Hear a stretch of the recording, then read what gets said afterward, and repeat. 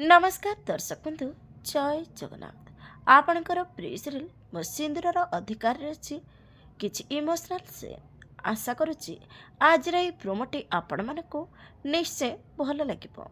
दर्शक बंधु आदि आज अंबिका को गोटे पाउच देखा जो पाउच से मुक्ति को गिफ्ट करेंगे आउ कहे जेबठू से मत छाड़ी चलीगले सेबठू मु पाउचटी को निज पाखरे रखे जेतेबेले मते मुक्ति को मन पड़े मुझे ए पाउचटी को पाखरे पाए आउ जो पर्यंत मु बंची से पर्यंत ए पाउची साथी थी कही पाउची को किस करेंगे।